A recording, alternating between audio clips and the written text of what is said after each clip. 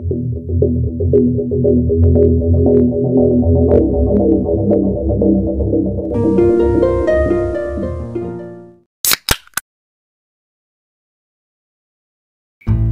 sahabat Weekly, hari ini kita akan mengunjungi negeri Sakura Jepang untuk membahas sebuah kasus tentang seorang guru bahasa Inggris yang berakhir di tangan muridnya sendiri. Lindsay datang ke Jepang bermaksud untuk mendapat pengalaman bekerja sebelum dia mengambil program master. Namun bukan pengalaman yang didapat, justru sebuah petaka. Lindsay menghilang sesaat setelah memberikan les privat pada seorang pria di sebuah kafe.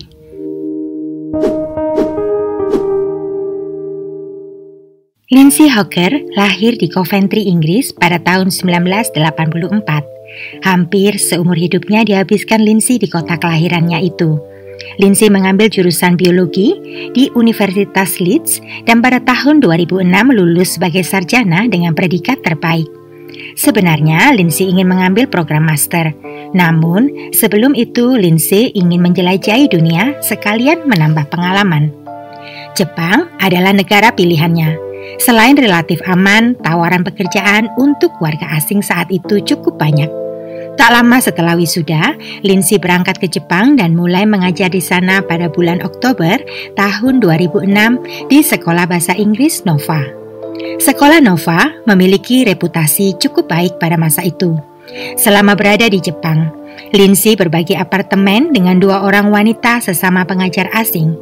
Hampir setiap hari, Lindsay berkomunikasi dan mengupdate keluarganya tentang kegiatannya selama di Jepang. Hal itu dilakukan Lindsay agar orang tuanya di Inggris tahu keberadaannya dan tidak khawatir tentang keselamatannya. Rencananya, Lindsay akan mengajar di Jepang selama setahun, namun rencana itu berubah menjadi bencana 5 bulan sejak kedatangannya. Pada tanggal 20 Maret tahun 2007, seorang laki-laki mendekatinya di kereta api saat Lindsay sedang dalam perjalanan pulang. Pria itu bernama Tatsuya Ichihashi. Tatsuya mengaku sebagai salah satu murid di tempat Lindsay mengajar, tetapi Lindsay meragukan pengakuannya. Karena merasa risih, begitu turun dari kereta, Lindsay segera menaiki sepeda dan mengayuhnya secepat kilat untuk menjauhi pria asing itu. Namun, Tatsuya tidak menyerah dan justru mengejar Lindsay sampai ke apartemennya. Sesampai di sana, Tatsuya dengan terbata-bata karena kehabisan nafas meminta segelas air putih pada Lindsay. Saat itu situasinya cukup sulit untuk Lindsay karena Tatsuya yang misterius sudah terlanjur mengetahui di mana tempat tinggalnya. Lindsay pun berpikir dengan cepat, jalan keluar teraman dari situasi itu adalah membiarkan Tatsuya masuk ke dalam lalu memperkenalkan pria itu pada 2 orang teman yang tinggal bersamanya. Lindsay berharap dengan begitu Tatsuya melihat dia tidak tinggal sendirian dan dapat mencegah niat buruk pria itu. Di dalam apartemen, Tatsuya mengajukan penawaran pada Lindsay untuk memberikan kursus bahasa Inggris secara privat dengan bayaran sebesar $42 per jam. Tawaran itu cukup menarik. Lindsay kemudian menerimanya dengan syarat setiap pertemuan harus dilakukan di tempat umum. Setelah itu, Tatsuya menggambar wajah Lindsay di secari kertas, lalu menuliskan nama, alamat, serta nomor telepon dan emailnya, kemudian pamit pulang. Tatsuya Ichihashi lahir pada tahun 1979 di Prefektur Kido, berada di sebelah timur Tokyo. Keluarga Tatsuya cukup mapan dan berpendidikan. Ayahnya seorang dokter umum, sedang ibunya seorang dokter gigi. Tatsuya sendiri adalah lulusan Universitas Chiba tahun 2005 dari jurusan hortikultura. Meski demikian, pria itu memilih tidak bekerja dan jadi pengangguran. Pria berusia 28 tahun itu menggantungkan hidupnya hanya dari uang jajan yang diberikan oleh ayah ibunya setiap bulan sebesar 100.000 yen. Tatsuya tidak memiliki riwayat kriminal, tetapi sekitar 6 tahun sebelumnya diduga pernah menyerang seseorang dalam sebuah aksi perampokan. Kasus itu berakhir dengan damai sebelum masuk ke pengadilan. Meski dikenal sebagai sosok yang pendiam dan penyendiri, Tatsuya memiliki seorang kekasih yang sudah dipacarinya sejak beberapa tahun yang lalu. Tatsuya suka sekali olahraga dan sangat memperhatikan fisiknya. Secara rutin, pria itu pergi ke gym dan bersepeda jarak jauh. Selain gemar olahraga, Tatsuya juga menyukai manga dengan unsur beringas. Kegemarannya itu di kemudian hari diduga berhubungan dengan perilaku kejinya pada Lindsay Hawker.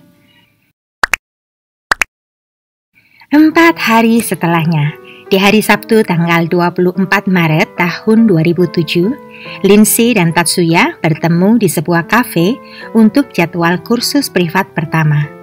Awalnya, semua berjalan normal. Namun di akhir pelajaran, Tatsuya mengaku tidak bisa membayar biaya kursus hari itu karena dompetnya ketinggalan di apartemennya. Demi menghemat waktu, Lindsay memutuskan ikut Tatsuya ke apartemennya dan berencana langsung pulang setelah Tatsuya membayarnya. Keduanya lalu naik taksi menuju apartemen Tatsuya. Setelah tiba di tempat, demi keamanan, Lindsay meminta supir taksi untuk menunggu. Sayangnya setelah 7 menit menunggu dan Lindsay tidak juga keluar, supir taksi itu memutuskan untuk menerima panggilan lain. Pada hari Senin tanggal 26 Maret tahun 2007, sekolah Nova tempat Lindsay bekerja melaporkannya menghilang karena sudah 2 hari tidak masuk bekerja. Teman-teman Lindsay ternyata juga sudah melaporkan tentang hal yang sama sehari sebelumnya, namun tak mendapat respon cukup dari pihak kepolisian. Di saat bersamaan, orang tua Lindsay di Inggris mulai khawatir ketika putri mereka yang selama ini secara teratur berkomunikasi tidak berkirim kabar. 2 teman seapartemen Lindsay menceritakan pada polisi bahwa kemungkinan orang terakhir yang melihat Lindsay adalah Tatsuya karena pria itu memiliki jadwal kursus privat sebelum Lindsay menghilang. Polisi kemudian menuju rumah Tatsuya berdasarkan alamat yang ditulis sendiri oleh Tatsuya pada gambar wajah Lindsay yang dilukisnya saat mampir ke apartemen gadis itu. Sayangnya setelah 2 jam melakukan pengepungan, Tatsuya berhasil melarikan diri. Polisi sempat mengejar, namun gagal menangkap pria misterius itu. Di dalam apartemen Tatsuya ditemukan barang-barang Lindsay berserakan di lantai kamar. Sedangkan tubuh Lindsay ditemukan di dalam bak mandi yang berada di balkoni. Tetangga Tatsuya semalam mendengar suara logam diseret yang diduga adalah usaha pria itu memindahkan bak mandi ke balkoni. Tubuh Lindsay tenggelam dalam bak mandi yang dipenuhi 6 jenis tanah dan pasir.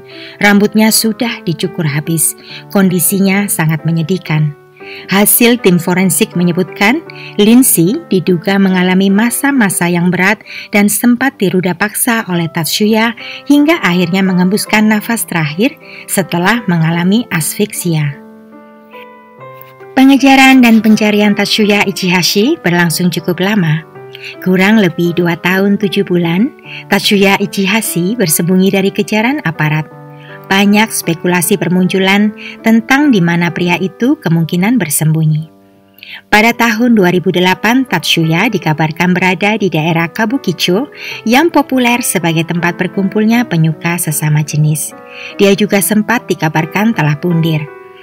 Pada awal tahun 2009, sebuah artikel mengatakan Tatsuya berada di Filipina. Hingga pada 21 Maret tahun 2009, hampir 2 tahun setelah kejadian, barulah pihak berwenang menyebarkan profil serta timeline kasus Tatsuya ke publik dengan harapan mendapat bantuan masyarakat. Mereka juga merilis foto-foto Tatsuya, termasuk foto dirinya yang menyamar sebagai wanita, dan mencetak foto Tatsuya berukuran besar agar mudah dikenali. Namun, semua usaha itu masih belum membuahkan hasil. Pada tanggal 26 Juni tahun 2009, kepolisian Jepang menaikkan hadiah tunai bagi siapa saja yang memiliki informasi tentang keberadaan Tatsuya dari 1 juta yen menjadi 10 juta yen. Dalam pelariannya, Tatsuya ternyata tidak pernah keluar dari Jepang. Pria itu tinggal berpindah-pindah dari satu pulau ke pulau lain. Di awal pelarian, Tatsuya bertahan hidup dari ikan atau satwa liar yang berhasil diburunya. Tatsuya juga tidak pernah tinggal terlalu lama di satu tempat yang sama.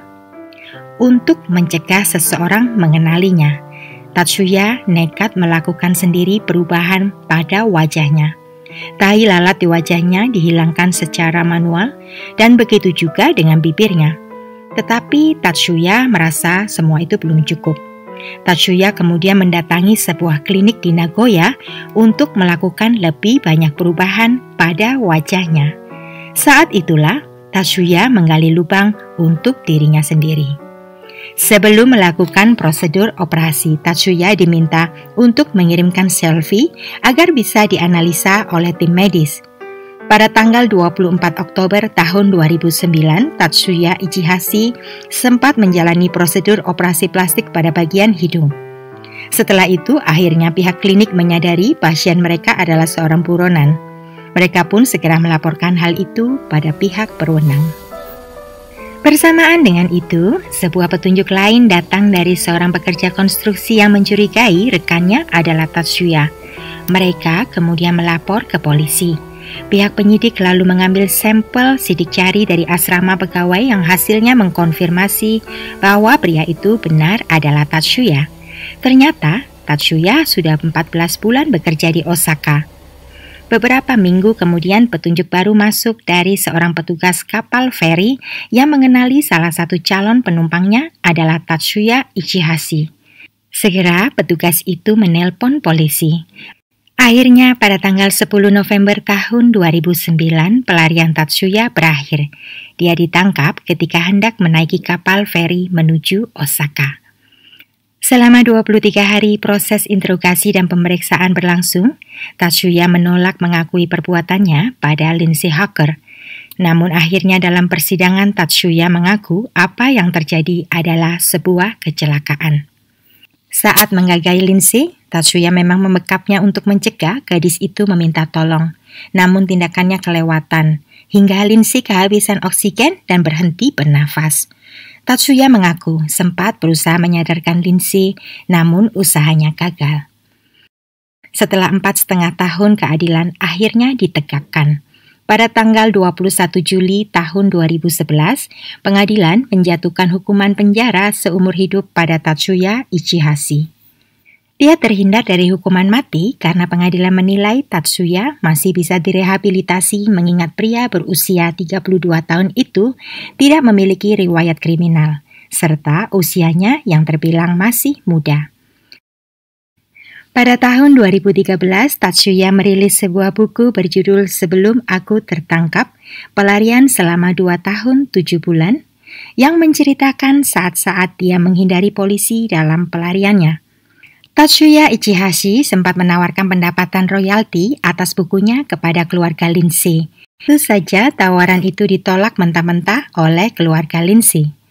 Setelah persidangan berakhir, ayah Lindsay mengucapkan terima kasih sebesar-besarnya atas bantuan seluruh masyarakat Jepang serta dukungan mereka hingga akhirnya keadilan ditegakkan. Lindsay Hawker akan selamanya dikenang sebagai seorang gadis yang mencintai Jepang. Demikian akhir kasus kali ini. Stay safe, stay healthy, and see you in the next case. Terima kasih.